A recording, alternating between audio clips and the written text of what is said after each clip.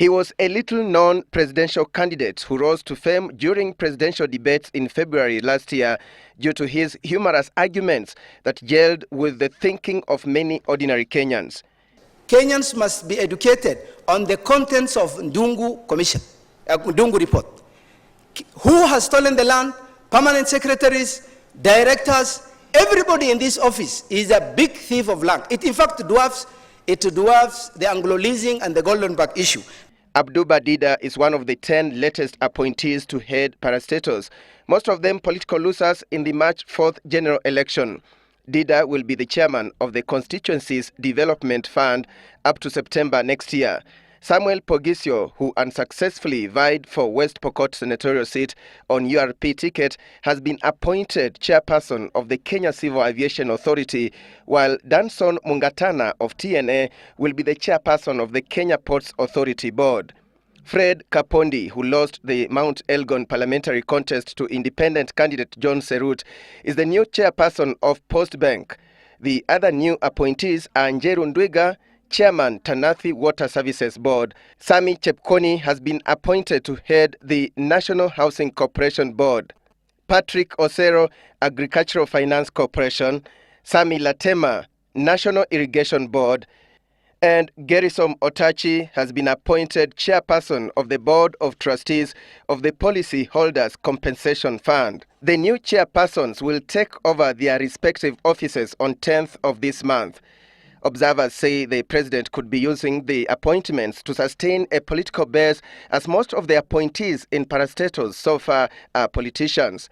The Jubilee cabinet is largely made up of technocrats, and the president, observers say, could be using parastatal appointments to strengthen the political voices in his administration.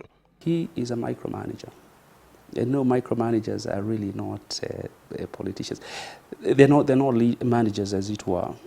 If you look at his cabinet, the cabinet is basically a group of guys who cannot do anything without consulting with number one. In the two phases of the appointments, there are only 2 women appointees, Jebi Kilimo and Agnes Ndetei. I want to register our disappointment. Our disappointment specifically to the fact that we have hoped that progressively we can get the numbers, that progressively we can then move away from the affirmative action, that we can have women, persons with disability and the youth getting to this position as a matter of right.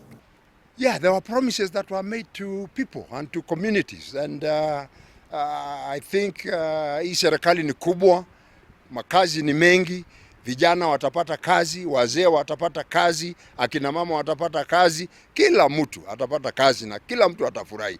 Watupe tu muda kidogo na wataona Uhuru Kenyatta na Ruto wakitekeleza yale majukumu waliahidi wananchi wa Kenya. A task force appointed by the president to review parastatals in the country recommended that they be reduced from 262 to 187 in order to enhance efficiency. But the new phase of government parastatals is yet to be unveiled, with expectations high about pending appointment of chief executive officers to head the bodies.